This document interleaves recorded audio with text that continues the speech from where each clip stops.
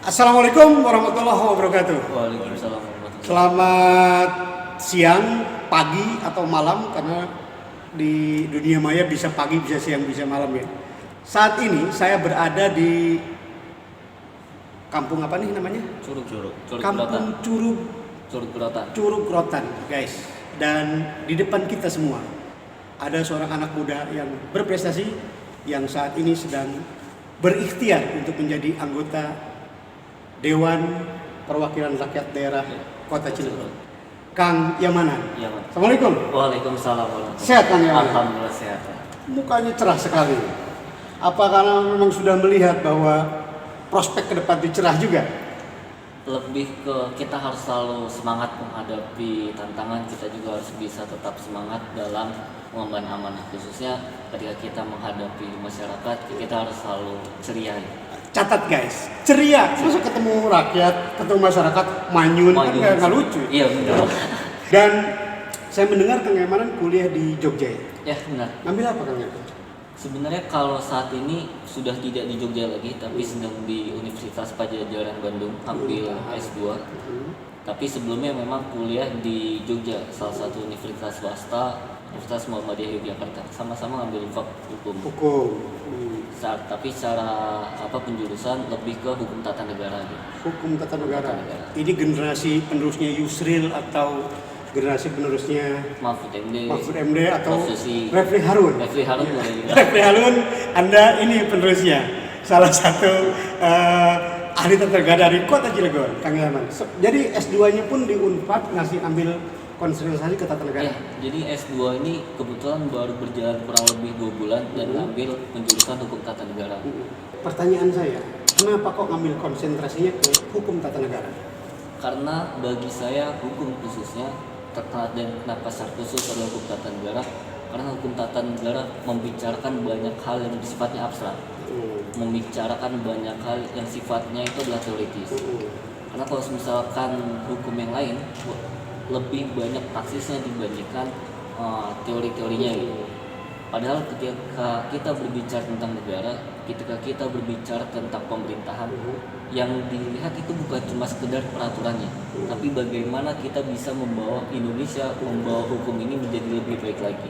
Dan itu nggak akan pernah tercipta kalau misalnya kita tidak tahu basis teori yang seharusnya seperti apa gitu. Dalam hukum itu memang ada ius constitutum, ada ius constituendum. Ya. Nah, hukum tata negara itu ada di mana? Sebenarnya posisinya bisa keduanya. Bisa di keduanya.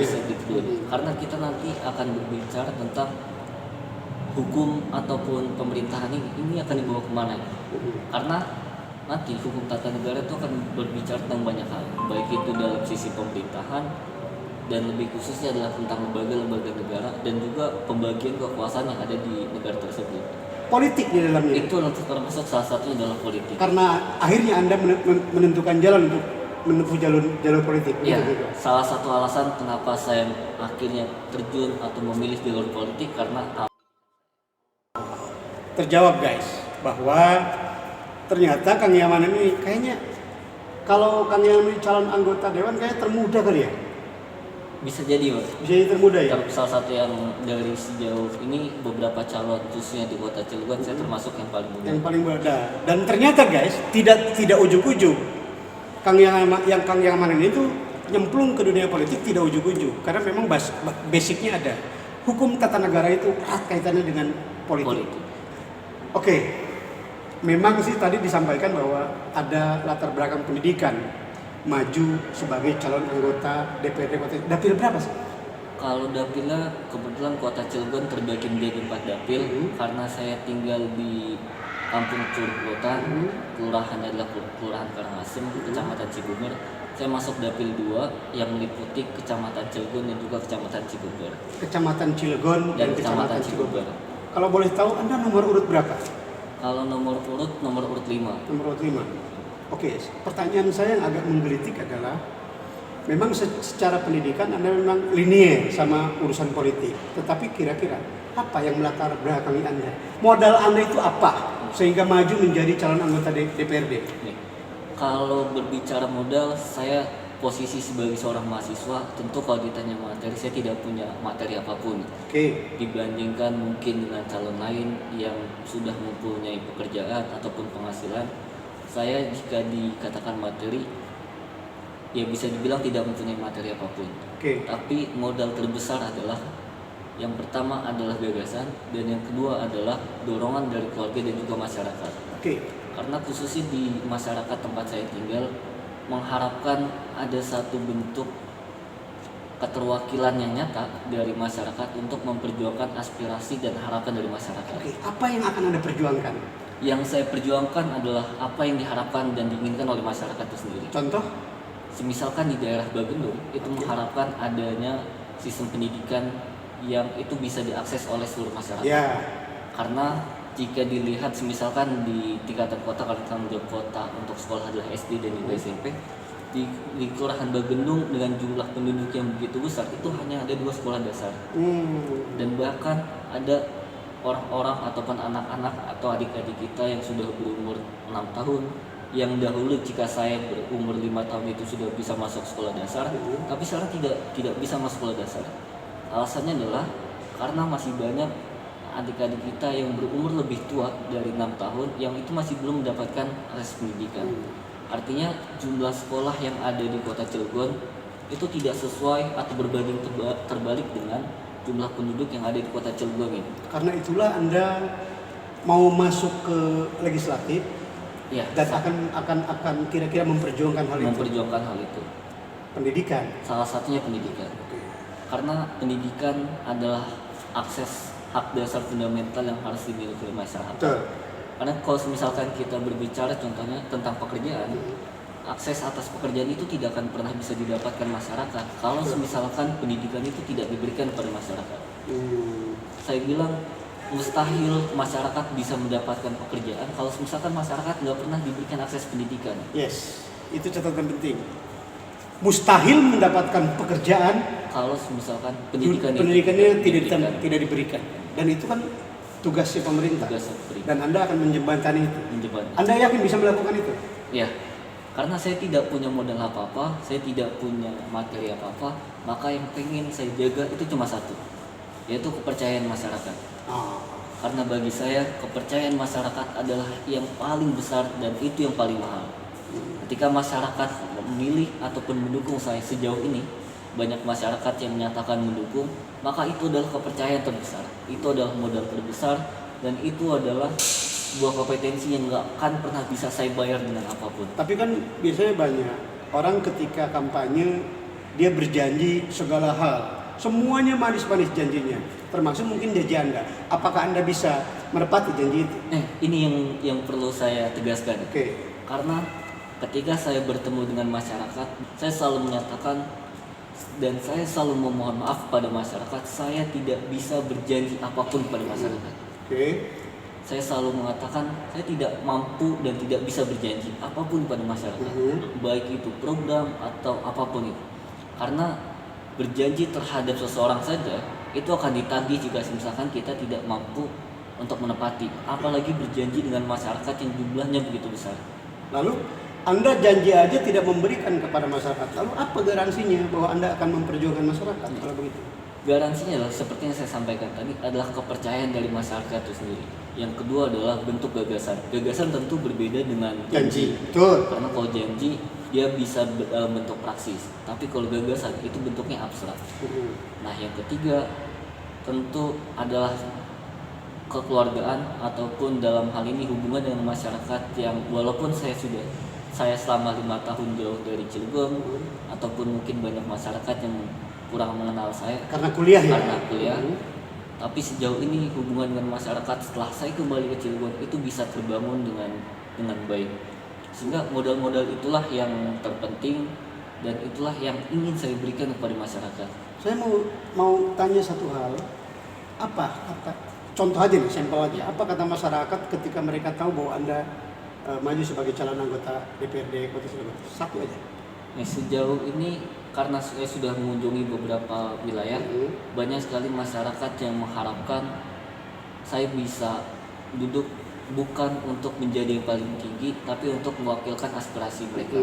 Karena saya tidak tahu apakah di Cilegon ataupun di luar sana, karena secara pengalaman di luar ketika saya pendidikan banyak anggota dewan yang jika kita lihat misalkan kayak di pusat banyak yang bahkan tidak pernah berbicara sedikit pun ketika sidang paripurna. Yes. Padahal seorang anggota dewan yang terpenting itu bukan cuma sekedar menghadapi masyarakat, tapi ketika sudah mendengar apa yang diharapkan oleh masyarakat itu disampaikan ketika sidang. Saya suka ini. Karena kalau misalkan seorang anggota dewan tidak menyampaikan aspirasi masyarakat itu di sidang, dia mewakili siapa? Dia mewakili siapa ya? Iya. Banyak kan? Itu yang banyak sekali menjadi problem. Dan Anda mau menepis itu? Saya mau menepis itu. Bahwa Anda mampu memperjuangkan aspirasi masyarakat? Iya. Karena selama 5 tahun saya pendidikan, bahkan sampai sejauh ini saya banyak berkecimpung dengan masyarakat sipil, banyak juga berkegiatan dengan organisasi non pemerintahan, sehingga banyak perspektif ataupun banyak pemikiran yang saya dapatkan dari mereka, baik itu dalam bentuk keilmuan maupun gagasan, sehingga ketika kita memperjuangkan masyarakat itu bukan hanya sekedar untuk masyarakat saat itu, tapi adalah untuk masa yang akan datang. Karena misalkan kita berbicara tentang permasalahan yang ada di Kota Cilegon, kita bukan semata-mata menyelesaikan permasalahan saat itu saja. Betul. Kita berbicara supaya di kemudian hari masalah tersebut itu tidak terulang kembali. Saya suka ini. Dan saya harap Kang Yaman ini nanti suatu saat duduk di DPRD Kota Cilegon dan saya akan melihat langsung, saya akan saksikan seperti apa sepak terjangnya.